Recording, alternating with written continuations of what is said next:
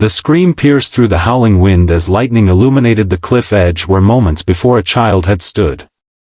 Mark lunged forward, his fingers barely catching her jacket as the ground crumbled beneath them both. Suspended between salvation and the 100-foot drop, he made a promise to himself: if they survived this night, nothing in his life would ever be the same. Before I continue this incredible true story of survival against impossible odds, take a moment to hit that like button and subscribe to our channel for more extraordinary tales of courage and human resilience. Your support helps us bring these powerful stories to light. Mark Donovan hadn't planned on becoming a hero that day. At 42, the software engineer and single father of two had simply wanted a weekend away from the constant reminders of his divorce. 3 years had passed since Sarah left, but the empty space at the dinner table still felt raw, especially as the anniversary of their separation approached. "Dad, do we have to go camping?" 11-year-old Ethan had whined that morning, barely looking up from his tablet. "There's no Wi-Fi in the mountains." "That's kind of the point, buddy," Mark had replied, ruffling his son's hair. "We need to disconnect to reconnect." His 15-year-old daughter Lily had rolled her eyes dramatically. "That's so cheesy, Dad." Despite their protests, Mark had loaded the minivan with their camping gear.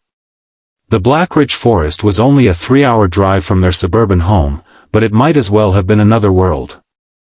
Ancient pines towered overhead, their branches creating a cathedral-like canopy that filtered the late September sunlight into dappled patterns on the forest floor. By mid-afternoon, they had set up camp in a small clearing. Mark watched his children with a mixture of love and concern. Ethan had reluctantly put away his devices and was now collecting pine cones with unexpected enthusiasm. Lily, however, remained distant, her headphones firmly in place as she sat against a tree trunk, scribbling in her journal. The weather forecast had promised clear skies, but Mark noticed dark clouds gathering on the horizon. Nothing to worry about yet, he thought. Just a passing shower, probably. "Who wants to explore before dinner?" he called out, hoping to engage Lily. To his surprise, she removed her headphones. "Can we hike to Falcon's Peak? My friend Zoe went there last summer. She said the view is amazing." Mark checked his watch. "It's a bit late to start that trail, honey. It's a steep climb, and we'd need to be back before dark." "Please, Dad." The genuine excitement in her voice was something he hadn't heard in months. "We never do anything fun anymore." Those words stung, but Mark recognized the opportunity to connect with his increasingly distant teenager. "All right, but we stick together and turn back in an hour, no matter what." Ethan jumped up and down. "Can I bring my new pocket knife?" "As long as you're careful," Mark said, helping his son secure the Swiss Army knife his grandfather had given him for his birthday. "Remember the rules we talked about." The trail to Falcon's Peak started gently enough, winding through dense forest before gradually steepening. Mark kept a careful eye on both children, making sure they stayed hydrated and took breaks when needed.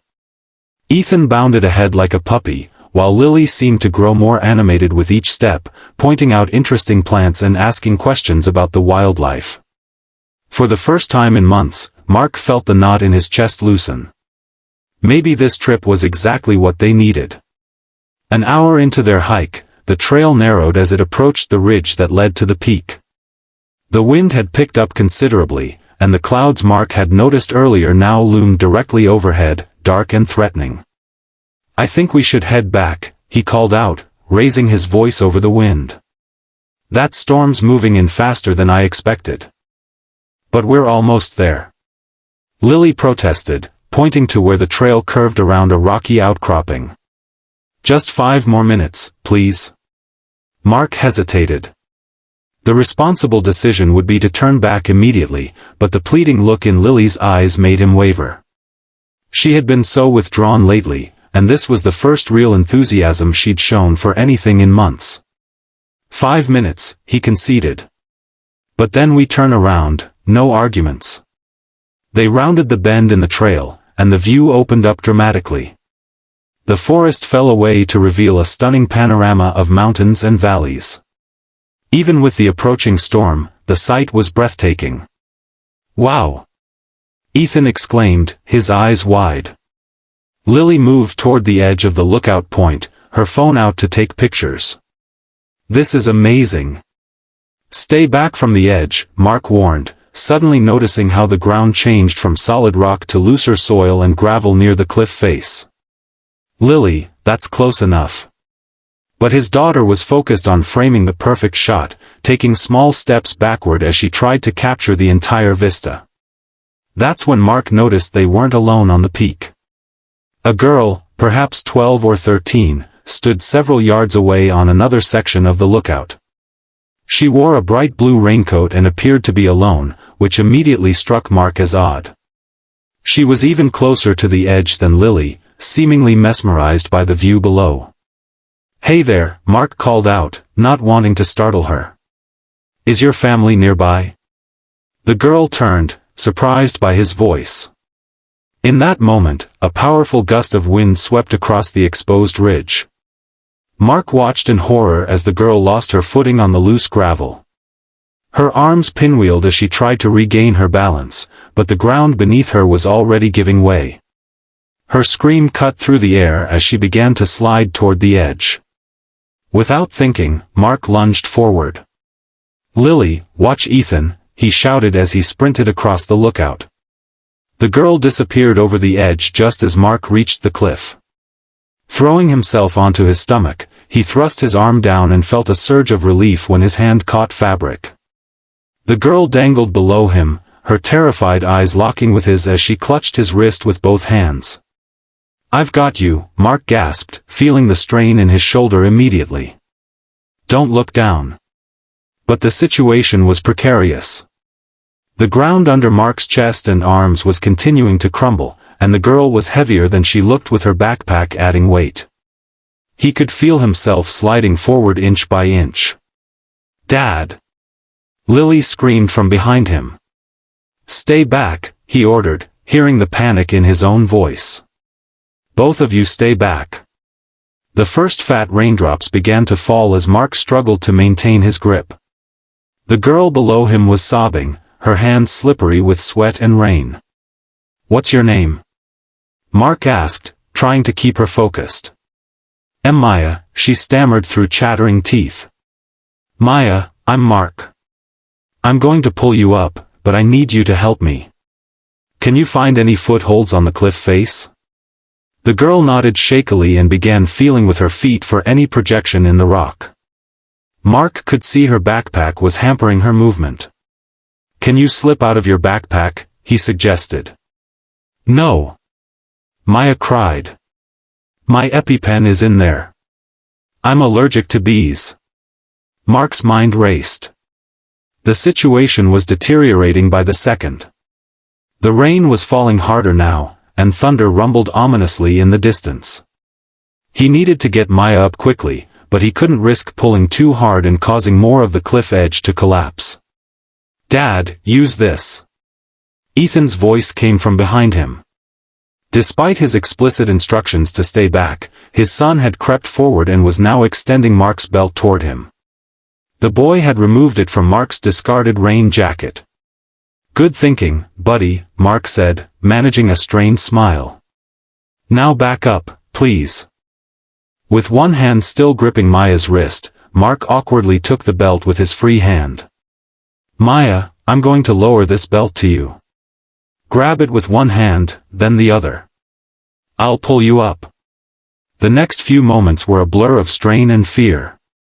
The belt provided better leverage, but Mark still had to fight against the crumbling edge and the increasingly slick conditions.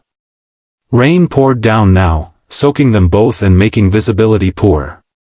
With a final heave that sent pain shooting through his shoulders and back, Mark pulled Maya over the edge and onto solid ground.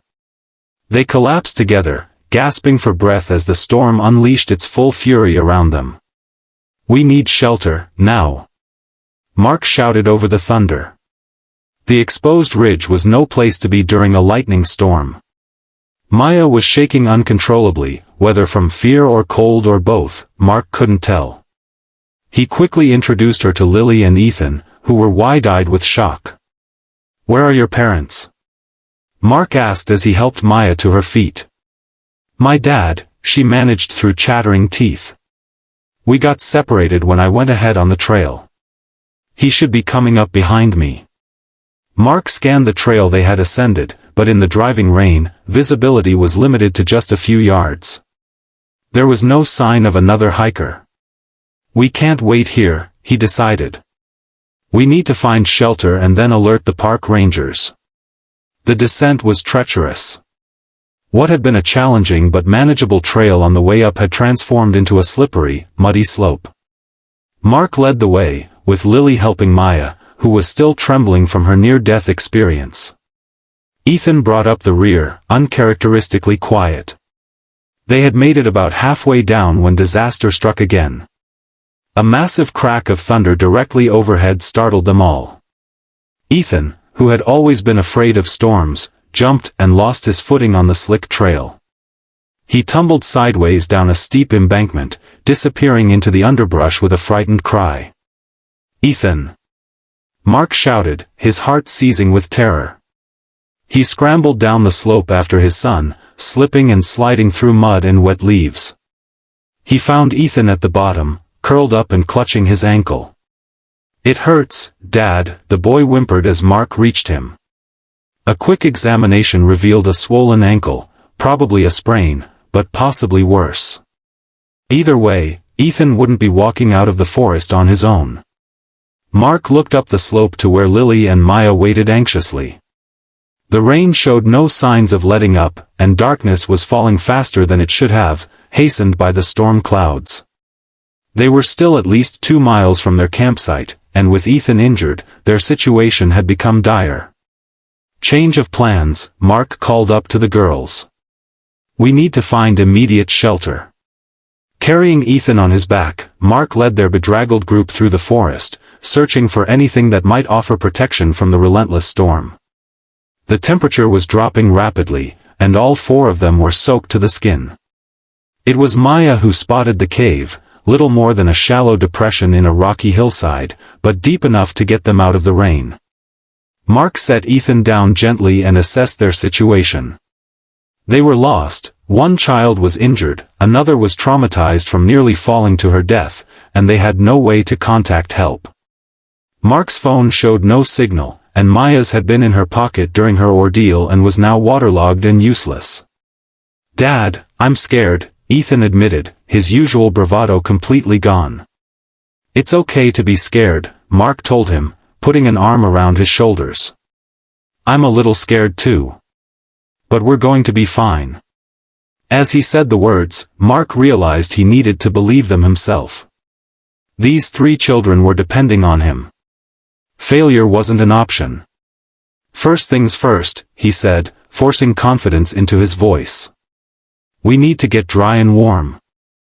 Mark's backpack had limited supplies, he'd only packed for a day hike, not an overnight emergency. But he did have a small first aid kit, a space blanket, a flashlight with extra batteries, a lighter, and a few energy bars. He wrapped Ethan's ankle as best he could and elevated it on his rolled-up rain jacket. The space blanket went around Maya, who was still showing signs of shock. Lily, to Mark's surprise, had taken charge of comforting the younger girl, speaking softly to her and holding her hand. "My dad must be so worried," Maya said, tears mixing with the rainwater on her face. "He's probably looking for me right now." "I'm sure he is," Mark agreed. "And so will the park rangers when we don't return to our campsite. But for now, we need to focus on staying warm and dry until morning or until the storm passes." Outside their small shelter, the storm raged on. Lightning illuminated the forest in stark flashes, followed by thunder that seemed to shake the very ground. Rain poured down in sheets, turning the forest floor into a network of rushing streams. Mark ventured out briefly to gather what dry wood he could find from under dense evergreens and overhanging rocks.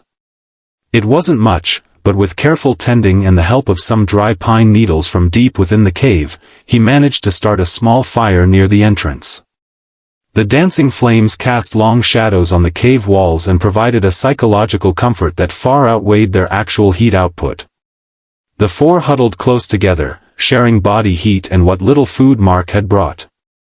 As the night wore on, Mark kept the conversation going, partly to distract the children from their fear and discomfort, and partly to monitor their condition. Hypothermia was a real concern, especially for Maya, who had been thoroughly soaked during her cliff ordeal. "Tell us about yourself, Maya," Mark encouraged. "Where are you from?" Between shivers, Maya explained that she and her father, Dr. James Chen, had come to Black Ridge Forest from Seattle. Her father was a botanist studying the effects of climate change on the local ecosystem. "He's super careful usually," she said. "But I wanted to see the view from Falcon's Peak before we left tomorrow. I ran ahead while he was collecting samples." Her voice broke. "He told me to wait, but I didn't listen." "We all make mistakes," Mark said gently. "The important thing is you're safe now." Lily, who had been unusually attentive and mature throughout the crisis, spoke up. "My mom left when I was 12, she said suddenly to Maya. I was so angry about it that I stopped listening to my dad too. I thought everything he said was just to control me or whatever." Mark looked at his daughter in surprise. They rarely spoke about Sarah's departure. "But today," Lily continued, "when I saw him save you without even thinking about himself, I realized how stupid I've been." She turned to Mark, her eyes shining in the firelight. "I'm sorry, Dad, for being such a pain lately." Mark felt a lump form in his throat. "You haven't been a pain, Lily. You've been dealing with a lot. We all have." "Yeah, but you never gave up on us," she insisted. "Even when Mom did." The raw honesty of her words hung in the air between them. Mark reached out and squeezed her hand, unable to speak past the emotion clogging his throat. Ethan, not to be outdone by his sister's moment, piped up from where he lay with his injured ankle. "Remember when you taught me to ride a bike, Dad? I fell like a million times, and you just kept picking me up." Mark smiled at the memory. "You were determined. You wouldn't let me hold the back of the seat." "Because I wanted to do it myself," Ethan said proudly. "But you were always right there to catch me when I fell." Maya watched this family exchange with a sad smile. "My mom died when I was 7, she shared quietly. It's just been me and Dad since then. He's had to be everything: mom, dad, teacher, friend." "Single parents club," Mark said with a gentle smile. "It's not easy, is it?" "No," Maya agreed. "But my dad says the hardest things are usually the most worthwhile." As the night deepened, the storm gradually began to subside. The thunder became more distant, and the rain lessened from a downpour to a steady drizzle. Mark maintained the small fire and kept watch while the children drifted into uneasy sleep, huddled together for warmth. In those quiet hours, with only the crackling fire and soft breathing of the children for company, Mark reflected on the day's events. He had come to the forest seeking peace and a chance to reconnect with his children. Instead, he had found danger and fear, but also, perhaps, something he hadn't realized was missing. For the first time since Sarah left, Mark felt a sense of purpose and clarity. Being a single parent wasn't just about providing food and shelter, it was about being the solid ground beneath his children's feet, the safety net when they fell, the constant in their changing world. As dawn approached, bringing with it a pale, watery light that filtered through the trees, Mark heard voices calling in the distance. He gently woke the children and stepped outside the cave. "Hello," he shouted. "We're over here." Minutes later, a search party emerged from the mist-shrouded forest. Their flashlights cutting through the fading storm. At the front was a man with rain-soaked glasses and desperate eyes. "Maya," he shouted. The girl gasped. "Dad." Dr. James Chen dropped to his knees as Maya ran into his arms. He held her as if letting go was no longer an option in this lifetime. When he finally looked up at Mark, his voice trembled. "You saved my daughter." Mark glanced back at his own children, Ethan leaning on a ranger's shoulder, Lily standing taller than she had the day before. He shook his head softly. "We just held on," he said. A ranger stepped forward, scanning the unstable cliff edge above. "Sir, most people wouldn't have made that jump." Mark looked at Lily. She was already looking at him, this time not with teenage distance, but with pride. As the rescue team guided them down the mountain, dawn finally broke through the clouds, painting the forest gold. The storm had passed. And as Mark felt his children walk closer beside him, not ahead, not behind, but beside, he realized something profound. He had come to the mountains trying to escape the wreckage of his past. Instead, he had found proof that even in the fiercest storms, a father's grip can become the difference between falling and flying. That night had nearly taken everything from him. Instead, it gave him his family back.